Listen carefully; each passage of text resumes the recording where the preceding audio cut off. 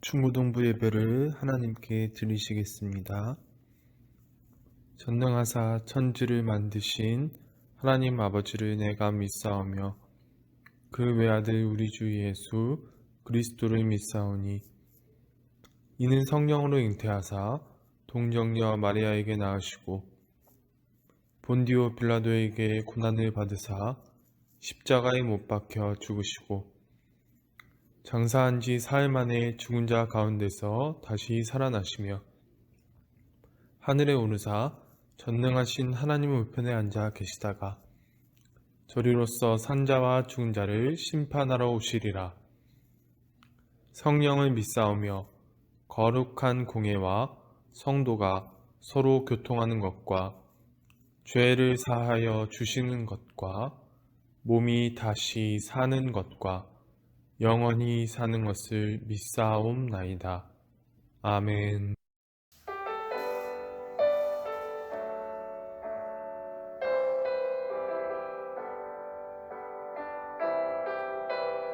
그럼에도 불구하고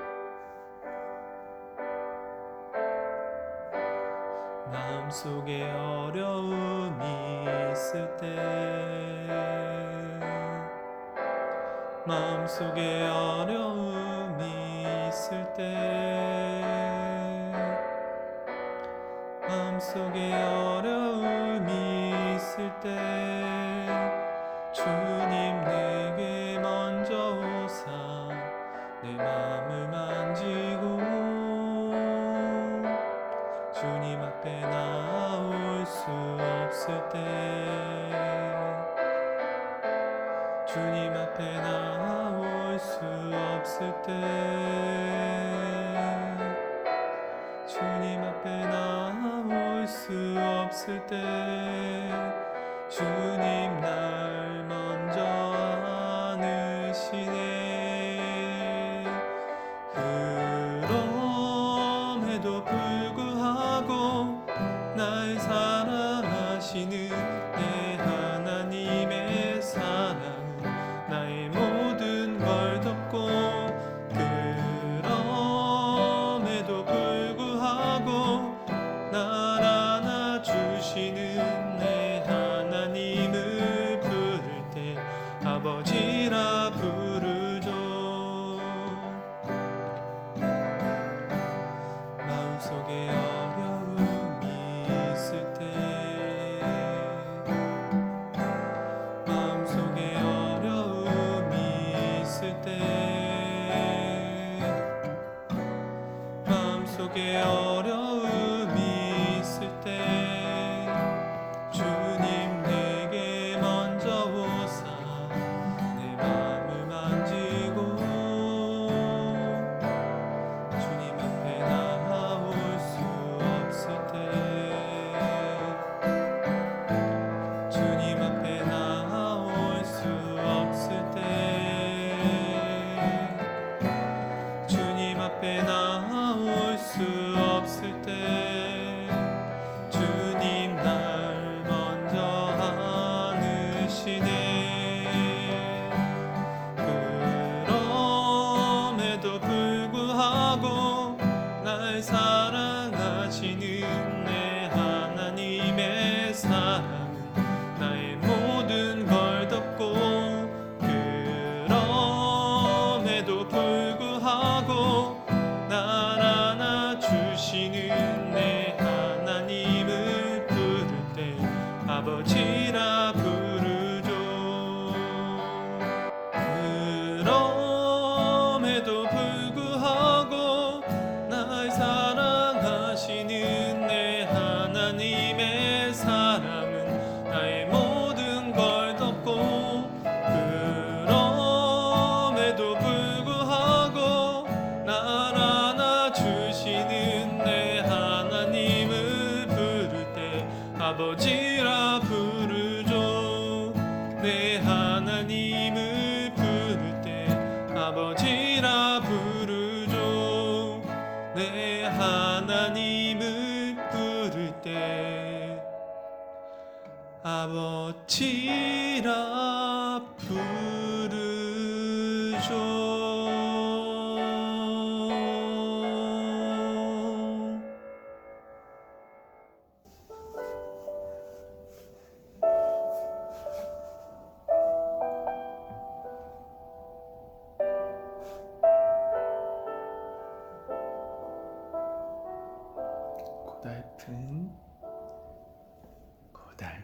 삶의 은혜도 무뎌지고 곧 사라질 것에 내 맘 두네.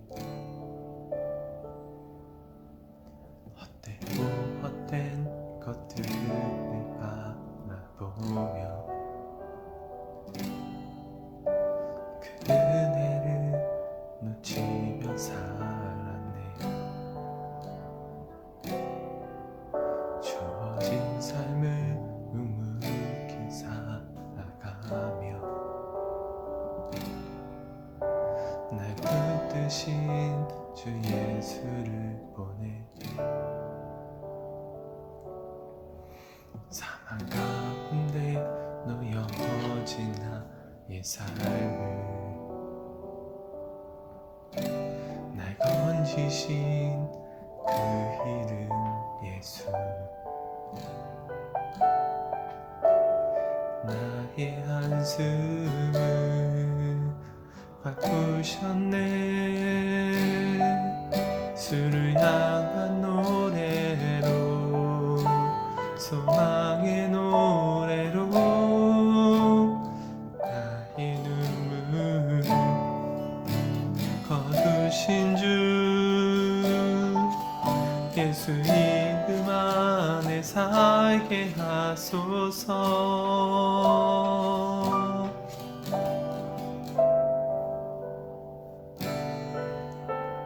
주어진 삶을 묵묵히 살아가며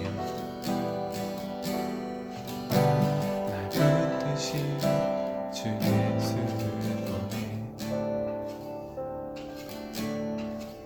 사망 가운데 놓여진 나의 삶을 날 건지신 그 이름 예수. 나의 한숨을 바꾸셨네. 주를 향한 노래로, 소망의 노래로 나의 눈물을 거두신 주 예수 이름 안에 살게 하소서. 나의 한숨을 바꾸셨네. 주를 향한 노래로, 소망의 노래로 나의 눈물을 거두신 주 예수 이름 안에 살게 하소서.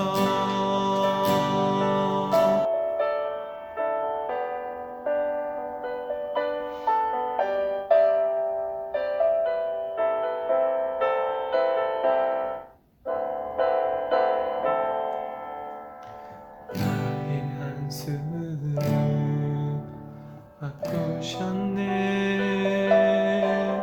주를 향한 노래로,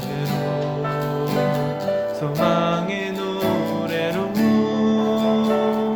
나의 눈물을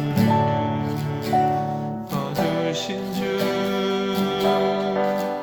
예수 이름 안에 살게 하소서. 예수 이름 안에 살게 하소서. 예수 이름 안에 살게 하소서.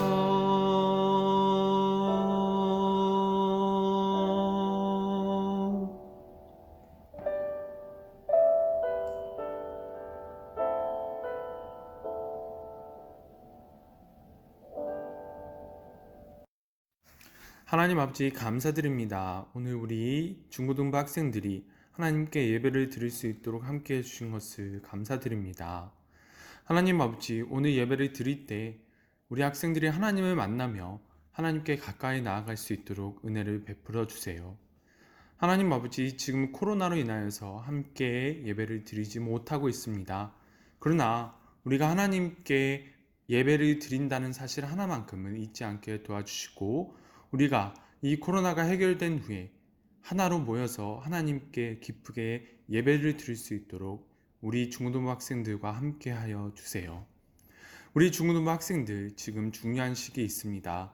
학업을 진행하는 데 어려움이 없도록 도와주시고 학생들에게 지혜와 힘을 허락하여 주세요. 그래서 우리 중고등부 학생들이 하나님께서 보시기에 훌륭한 학생들이 될 수 있도록 주여 우리 중고등부 학생들의 삶을 인도해 주세요. 하나님 아버지, 오늘 말씀을 듣습니다. 말씀을 듣는 가운데 듣는 귀를 허락하여 주시고 말씀이 우리 학생들의 마음에 심겨져서 하나님께서 원하시는 방향대로 나아갈 수 있도록 우리 학생들을 인도해 주세요. 우리 학생들에게 큰 은혜와 큰 소망이 함께 할 수 있도록 주여 이 시간 은총을 베풀어 주시고 하나님께서 주시는 평안이 이 시간 함께 할 수 있도록 도와주세요. 감사드리며 예수님의 이름으로 기도드립니다. 아멘.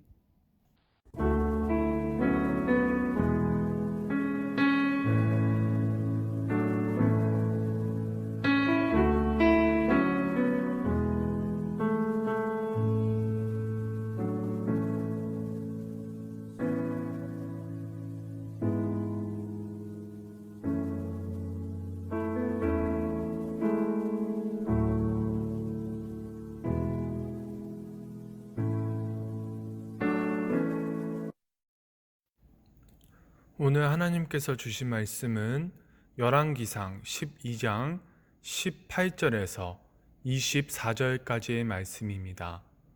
오늘 하나님께서 주신 말씀은 열왕기상 12장 18절에서 24절까지의 말씀입니다. 찾으신 줄 알고 봉독해 드리겠습니다. 르호보암 왕이 역군의 감독 아도람을 보냈더니 온 이스라엘이 그를 돌로 쳐 죽인지라. 르호보암 왕이 급히 수레에 올라 예루살렘으로 도망하였더라. 이에 이스라엘이 다윗의 집을 배반하여 오늘까지 이르렀더라. 온 이스라엘이 여로보암이 돌아왔다 함을 듣고 사람을 보내 그를 공회로 청하여 온 이스라엘의 왕으로 삼았으니 유다 지파 외에는 다윗의 집을 따르는 자가 없으니라. 르호보암이 예루살렘에 이르러 유다 온 족속과 베냐민 지파를 모으니 택한 용사가 18만 명이라. 이스라엘 족속과 싸워 나라를 회복하여 솔로몬의 아들 르호보암에게 돌리려 하더니 하나님의 말씀이 하나님의 사람 스마야에게 임하여 이르시되 솔로몬의 아들 유다 왕 르호보암과 유다와 베냐민 온 족속과 또 그 남은 백성에게 말하여 이르기를 여호와의 말씀이 너희는 올라가지 말라. 너희 형제 이스라엘 자손과 싸우지 말고 각기 집으로 돌아가라. 이 일이 나로 말미암아 난 것이라 하셨다 하라 하신지라. 그들이 여호와의 말씀을 듣고 그 말씀을 따라 돌아갔더라. 아멘. 안녕하세요, 연암교회 중고등부 여러분. 오늘 말씀을 들으러 오신 여러분을 환영합니다. 여러분, 오늘 말씀은 솔로몬 시대까지 하나였었던 이제 이스라엘 나라가 북쪽의 북이스라엘과 남쪽의 남유다로 갈라지는 본문을 읽어보았는데요. 오늘 말씀을 통해서 현재 우리에게 어떠한 말씀을 주시고 계신지 알아가 보았으면 좋겠습니다. 여러분, 지난 시간에 이제 솔로몬 왕이 어떻게 압제자가 되어가는지에 대해서 말씀을 드렸었습니다. 솔로몬은 왕이 된 직후에 이제 하나님의 기준으로 선과 악을 구별할 수 있도록 듣는 마음을 달라고 요청을 했었지요. 그리고 이 듣는 마음을 통해서 하나님의 뜻을 실천하고자 했습니다. 그래서 이 듣는 마음을 얻고 난 후에 가장 처음으로 했던 것이 무엇이냐면 바로 왕이 창녀들을 직접 재판하는 것이었습니다. 이 사건이 무엇을 드러내고 있었냐면 이스라엘 땅의 모든 백성들이 신분의 고하에 따라서 차별을 받는 것이 아니라 모두 하나님의 백성으로서 왕에게 재판받을 수 있는 대상이라는 것을 드러내는 것이었습니다. 그래서 하나님께서 원하시는 그 하나님의 나라가 이루어져 가는 모습을 우리가 볼 수 있었지요. 그러나 솔로몬이 나이가 들수록 이방 왕들이 행했던 정책들을 시행함으로 말미암아 하나님을 향했던 솔로몬의 마음이 다른 곳을 향하게 되었고요. 결국 그가 애굽이 이스라엘을 압제했던 것처럼 이스라엘 백성들에게 노역을 시키며 채찍질하는 모습을 우리가 보게 되었습니다. 결국 압제자가 되어버린 솔로몬을 향하여서 하나님께서는 그를 향해서 경고하시지요.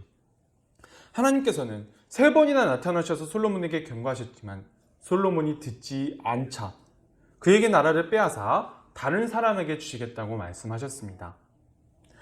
여러분, 이러한 예언을 받았던 솔로몬이 죽고 난 다음에 솔로몬의 아들 르호보암이 왕이 되었습니다.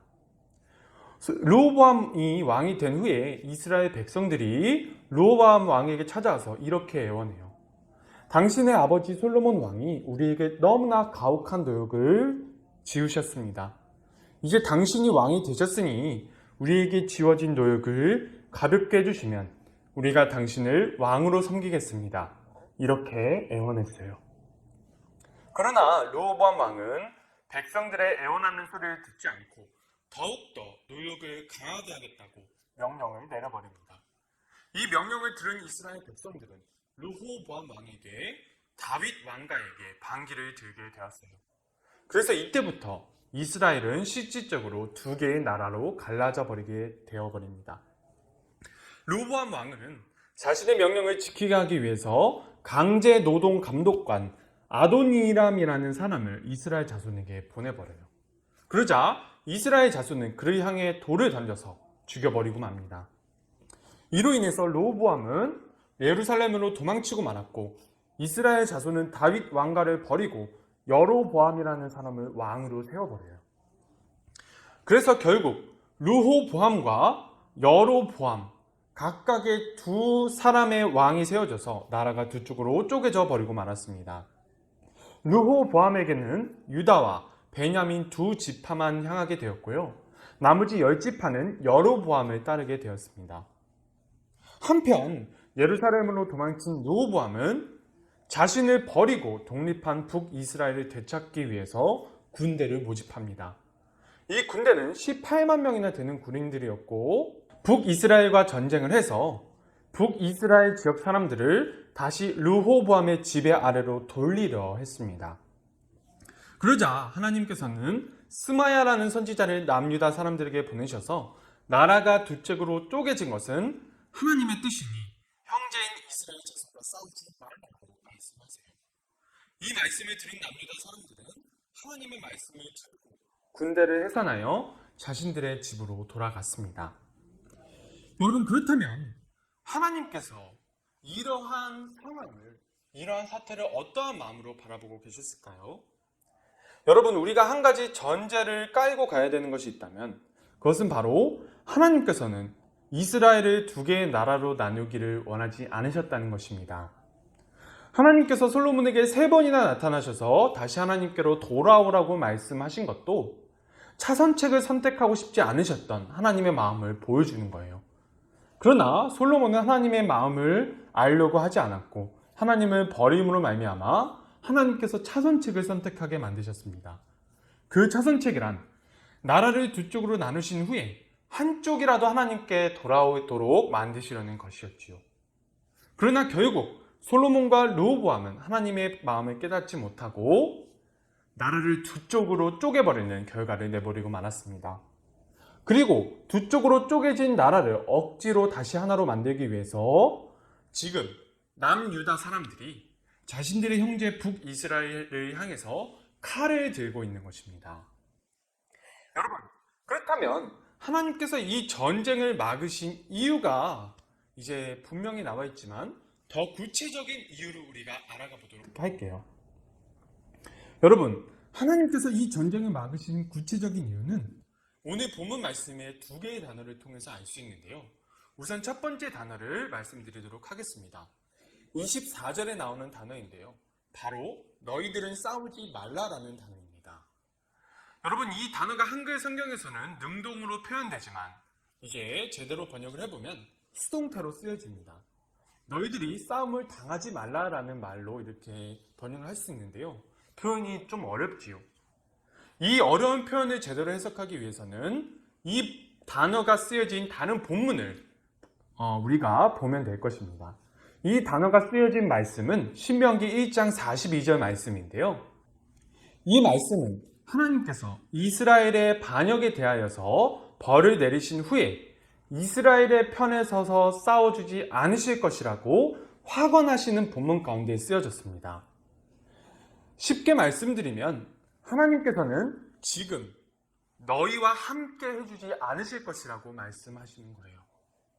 여러분, 이 말씀을 오늘 본문에 적용해보면 하나님께서는 지금 이렇게 말씀하시고 계신다고 우리는 알 수 있습니다. 지금 하나님께서 자신들의 형제 북이스라엘을 향해서 칼을 들고 있는 남유다를 향해서 내가 너희와 함께 해주지 않을 것이다 이렇게 말씀하시는 것입니다. 그렇다면 여러분, 하나님께서 왜 그렇게 하셨을까요? 왜 그렇게 하셨을까요? 그것은 바로 하나님의 속성을 알면 됩니다. 여러분, 하나님께서 성경 가운데 전쟁이라는 단어를 어떻게 표현하셨냐면 바로 빵이라는 단어를 어원으로 사용하셔서 표현하셨습니다. 여러분, 전쟁이라는 단어의 어원이 빵이에요. 히브리어로 레헴이라는 단어인데요. 이 레헴이라는 단어는 빵이라는 단어에서 따온 말이 전쟁이 되었습니다. 하나님께서는 전쟁은 빵을 위해서 하는 것이라고 말씀을 하시는 거예요. 지금 하나님께서는 남유다 사람들에게 이렇게 말씀하시는 것입니다. 지금 너희가 전쟁을 하려는 이유가 무엇이냐? 너희가 지금 너희 형제를 향하여서 칼을 빼들고 있는 이유가 무엇이냐? 지금 이렇게 물어보고 계시는 것입니다. 지금 하나님께서는 남유다 사람들에게 너희가 지금 칼을 빼들고 있는 이유는 빵을 위해서 지금 칼을 빼들고 있는 것이다. 이렇게 말씀하시는 것입니다. 그렇다면 하나님께서 이 전쟁을 빵이라는 단어로 표현하신 이유가 무엇일까요? 여러분, 이 빵이 뜻하는 바는 바로 이익입니다. 이익을 얻기 위해서 전쟁을 한다는 거예요. 여러분, 하나님께서는 출애굽 이후에 이스라엘 백성들에게 단 한 가지, 물론 여러 가지 교육을 시키셨지만 가장 강력하게 교육시키신 것이 있습니다. 그것이 무엇이냐면 바로 전쟁은 빵을 위해서 하는 것이 아니라는 거예요. 여러분, 하나님께서 성경 가운데서 가장 명확하게 적어놓으신 말씀이 있다면 그것은 바로 전쟁은 하나님의 손 안에 있다는 것입니다. 하나님의 손 안에 있다. 하나님께서 이스라엘 백성들을 출애굽시키신 이후에 수없이 많은 전쟁이 이스라엘 백성들에게 있었는데요. 이스라엘 백성들에게 전쟁이 있을 때마다 하나님께서 말씀하셨던 단 한 가지는 너희가 전쟁을 하는 것이 아니라 내가 전쟁을 하는 것이다 라고 말씀하시는 것입니다. 전쟁의 주체는 하나님입니다. 그렇다면 전쟁의 주체 가운데 나오는 모든 이익은 하나님께로 돌리는 것이 맞습니다. 그 가운데 하나님께서 이스라엘 백성들을 교육시키시고 싶으셨던 것은 전쟁을 통하여서 이익을 얻으려 하지 말라는 것입니다. 여러분, 그런데 오늘 남유다 사람들은 이익을 얻기 위해서 전쟁을 하려는 거예요. 그렇다면 남유다 사람들이 이 이익을 얻기 위하여서 전쟁을 하려 한다는 것을 우리가 어떻게 알 수 있을까요?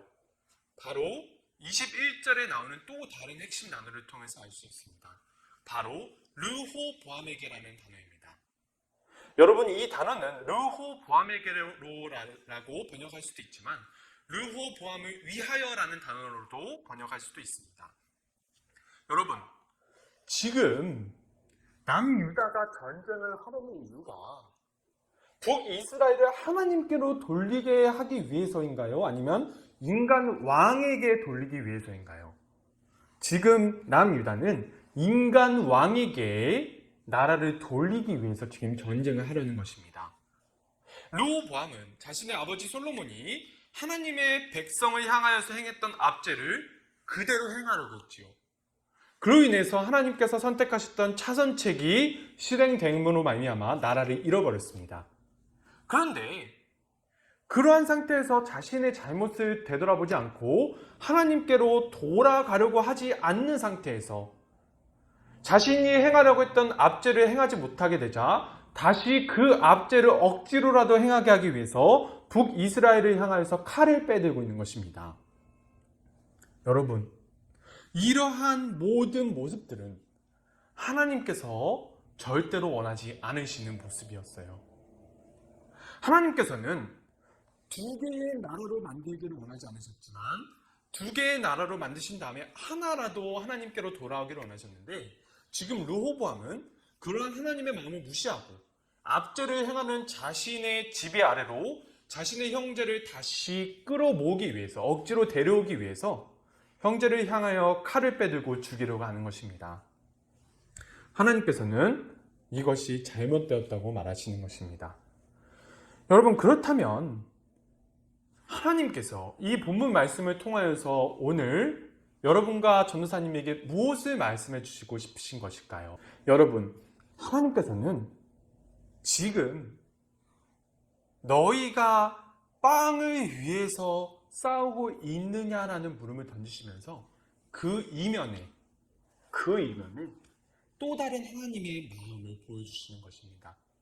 여러분, 하나님께서 지금 르호보암과 남유다에게 전쟁을 막으시는 이유가 무엇이냐면 너희가 이익을 위해서 전쟁을 하기 때문이다라고 말씀하시는 것이지요. 그러면 그 반대로 말을 돌려보면 어떻게 될까요?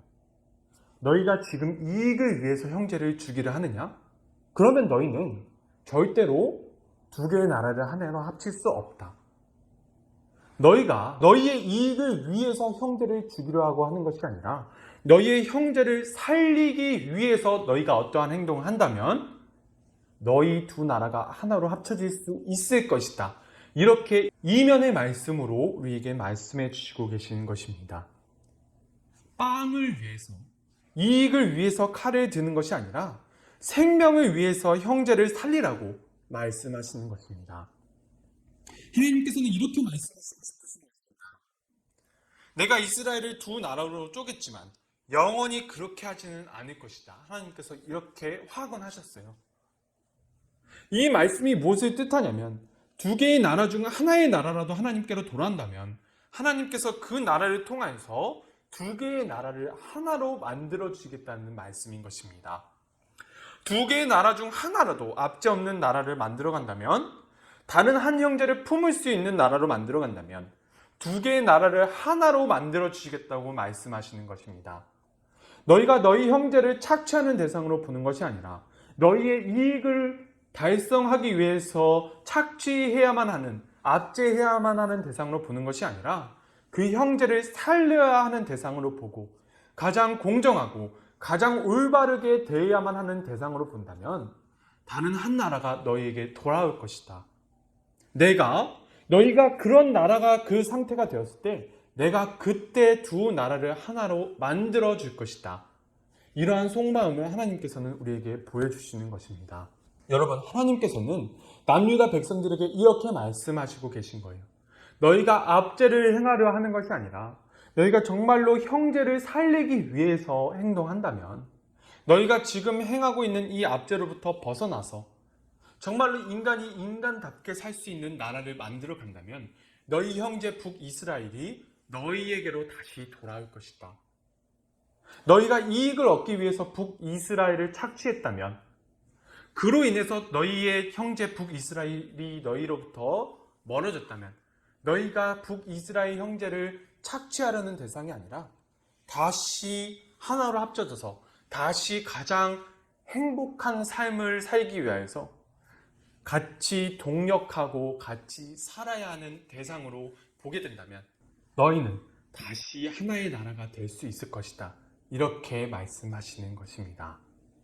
여러분, 결국에는 남유다와 북이스라엘은 하나가 되지 못합니다. 두 개의 나라 중 그 어떤 나라도 하나님께로 돌아오지 못해요. 물론 좋은 왕들이 나타나서 잠시 하나님께로 돌아오긴 하지만 하나님께로 돌아오지 못하고 결국 압제가 행해져 버리고 맙니다. 그래서 북이스라엘은 아시리아에게 망해서 민족 전체가 흩어져 버리고 말고요. 남유다는 바빌론에게 망해서 모든 사람들, 거의 이스라엘의 모든 사람들이 포로로 끌려갔다가 일부만 다시 돌아오게 되는, 그래서 남유다 땅만 간신히 회복되는 그러한 역사가 이루어지고 맙니다. 하나님께서는 한 나라로도 하나님께로 돌아오기를 원하셔서 정말로 인간이 인간답게 살 수 있는 나라를 만들어 보려고 하셨지요. 그러나 그렇게 되지 못함으로 말미암아 두 나라가 전부 다 망해버리는 결과를 가져오고 말했습니다. 하나님께서는 이렇게 말씀하시고 계시는 것입니다. 내가 너희를 향하여서 계획을 가지고 있다. 그러나 그 계획을 실행으로 옮길지 아니면 차선책을 선택할지 아니면 그 차선책마에서도 뭉개버릴지는 너희의 반응에 따라 달려있다라고 하나님께서 말씀하시고 계신 것입니다. 여러분, 오늘 말씀을 기억할 수 있는 우리 모두가 되었으면 좋겠습니다. 전도사님이 기도드리겠습니다. 하나님 아버지, 오늘 이스라엘이 두 개의 나라로 쪼개지면서 하나님께서 어떠한 마음을 가지고 계신지 우리가 알아보았습니다. 하나님 아버지, 오늘의 말씀을 우리가 기억하게 하시고 당신께서 원하시는 그 길로 나아갈 수 있도록 주여 은혜를 베풀어 주시옵소서. 감사드리며 예수님의 이름으로 기도드립니다. 아멘. 주기도문으로 예배를 마치시겠습니다. 하늘에 계신 우리 아버지여, 이름이 거룩히 여김을 받으시오며 나라가 임하시오며 뜻이 하늘에서 이루어진 것 같이 땅에서도 이루어지이다. 오늘날 우리에게 일용할 양식을 주옵시고 우리가 우리에게 죄 지은 자를 사하여 준 것 같이 우리의 죄를 사하여 주옵시고 우리를 시험에 들게 하지 마옵시고 다만 악에서 구하옵소서. 대개의 나라와 권세와 영광이 아버지께 영원히 있사옵나이다. 아멘.